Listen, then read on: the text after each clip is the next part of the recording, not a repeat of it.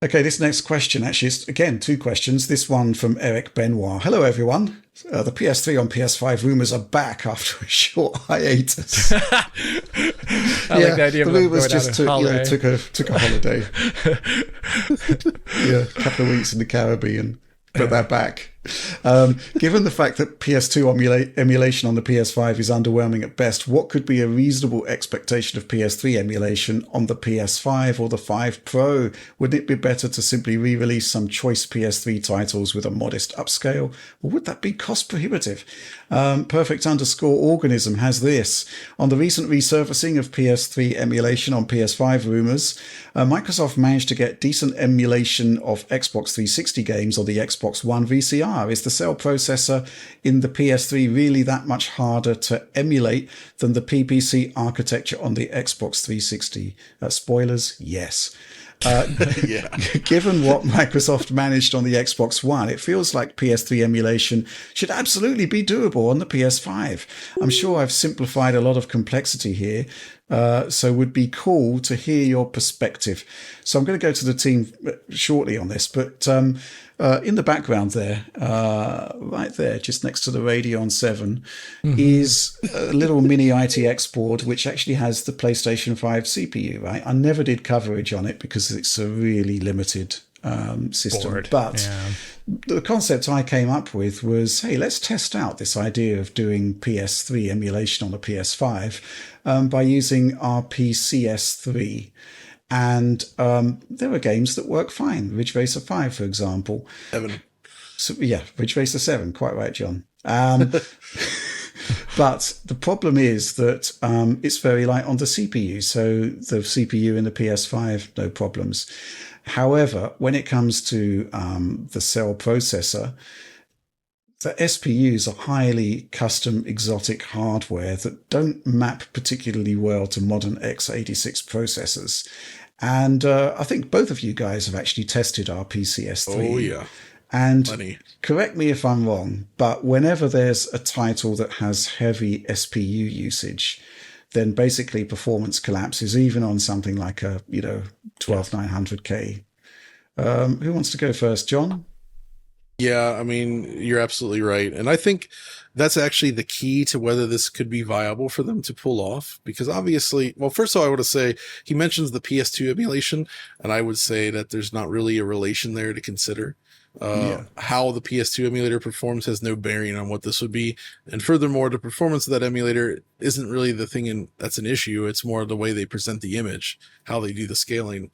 So totally separate. If they got this working though, and let's say they find a way to do this faster than you could do it with just like our PCS3 or whatever.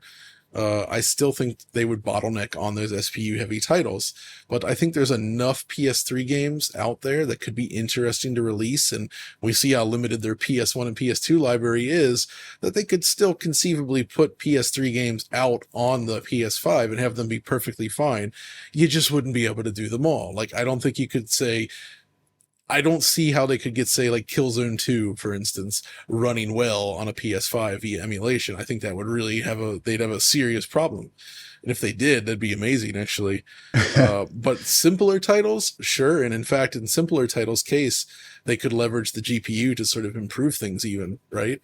Sure. So you could actually see some nice boost to image quality or some fluidity things, especially, honestly, weirdly enough, the bad PS3 ports might benefit the most because most of those were just using the main core on the cell CPU and really didn't touch the SPUs.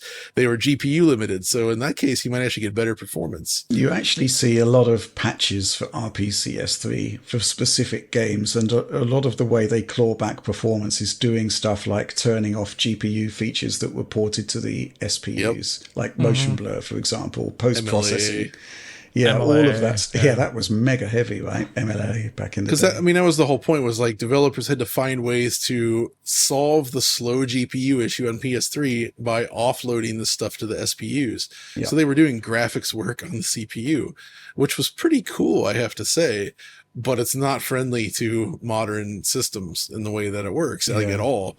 So Negative. I like your idea of the simpler games being done to, port to PlayStation 5 via emulation, John. The issue is that, of course, pretty much all the Sony first-party games did extensively use the SPUs. While I agree, I'm not sure that they would necessarily have to release those either. Like, I don't know. Like Uncharted, for instance, like nothing Naughty Dog would get a release. They have no reason to do that because it already exists on PS4, for instance, right?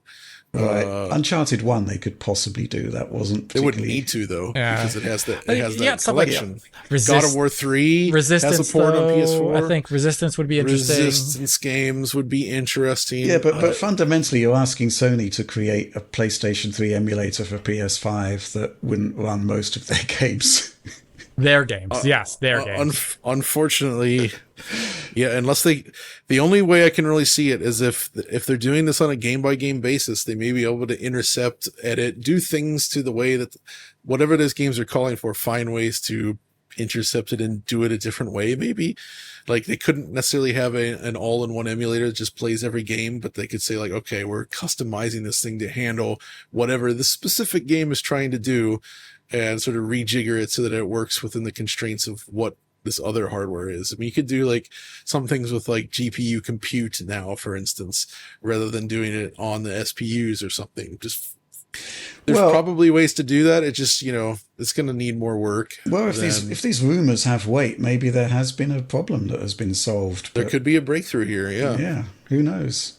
I mean, within the realm of what a console can do versus what a PC can do, it wasn't the same, unfortunately, on PS3. PS3 had a split RAM pool, but the unified memory of a modern console will give it advantages potentially in emulation when it comes to things that like a PS3 emulator on PC is going to be doing like a lot of CPU readback, and so it'll have something on the GPU being done with the GPU, and it sends it to the CPU for like confirmation, then it's re-uploaded back to the GPU, and there's this round trip latency.